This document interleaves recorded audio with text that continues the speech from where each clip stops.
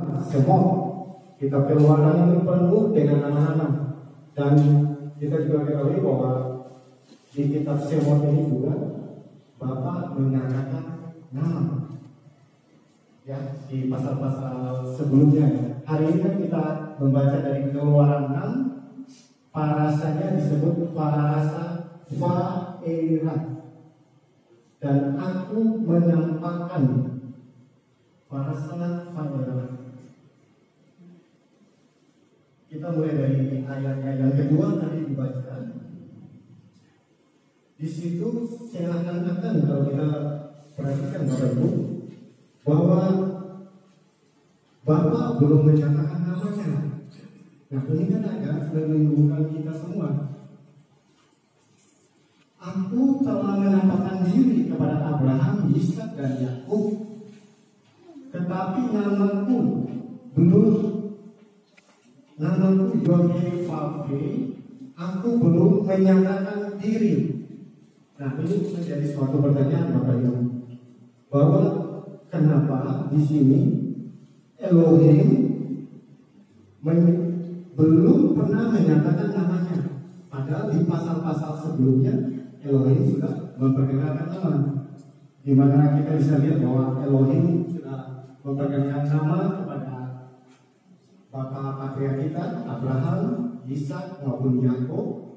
Mereka juga mengetahui bahwa Bapak menyatakan dirinya dengan Yod-Heh-Vav-Heh, yang kita kenal dengan sebutan Tuhan, Adonai, atau Hashem. Ya. Jadi Yod-Heh-Vav-Heh ini pada saat itu, kita jelas balik ke belakang sedikit. Jadi pada saat Tuhan menyatakan diri dalam Yod-Heh-Vav-Heh, itu pada saat itu yang mendengar semua bapak-bapak patria kita. Tidak ada orang lain pun di situ. Dan kalau kita belajar dari sejarah, tidak ada nama ini disebut secara jelas. Yang ada cuma tetragrammaton Yod-Heh-Vav-Heh. Jadi kita memang sudah belajar semua. Jadi kita tahu bahwa untuk menyebut nama kudus, yang tahu semua bapak-bapak patria kita sampai ke generasi imam. Tetapi sesudah itu sudah tidak ada yang tahu, karena memang ada ketentuan di dalam Talmud, ya, itu mengatakan ada 2 poin. Pertama, tidak boleh menyebut nama Tuhan dengan sembarangan. Yang kedua, kalau menyebutkan nama Tuhan dengan sembarangan, langsung mati.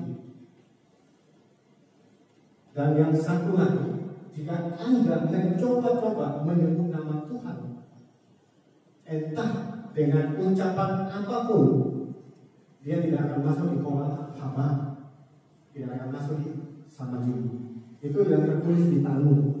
Dan kita juga percaya bahwa kita juga belajar Talmud.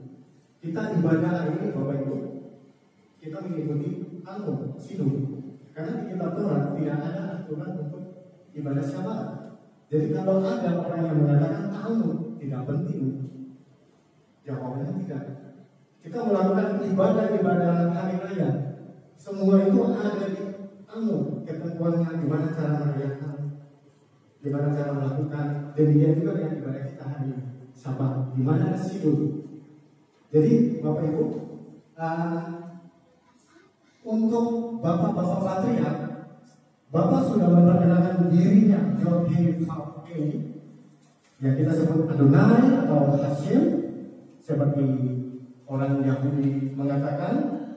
Kenapa kita harus mencontoh mereka? Karena itu memang budaya mereka. Seperti kita ketahui bahwa kitab Tanakh ini diturunkan dari Bapa khusus untuk mereka, di mana mereka dipercaya dan mengemban tugas untuk belajar dari kitab Tanakh. Dan kita percaya bahwa kita yang bangsa-bangsa ini, kita telah dientengkan, terpopulasi. Jadi otomatis kita bukan lagi setan dunia, kita setan sejati. Di mana setan sejati akarnya makan apa? kita juga makna yang sama. Jadi tidak ada kita mengatakan wah itu Yahudi punya. Ini bukan. Jadi kita pilih-pilih.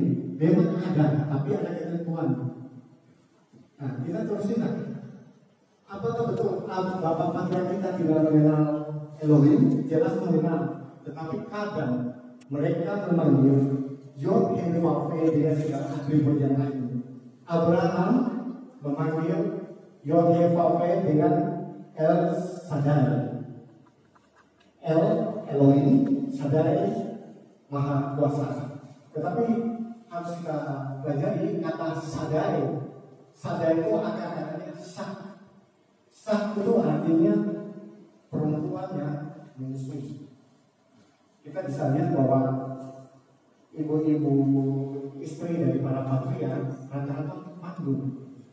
Mulai dari Sarah, Rebekah, Rahel, semua itu mandu.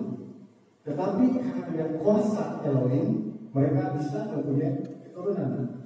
Nah, dari kata Shaddai itu artinya bahwa ibu-ibu wanita yang menyusui.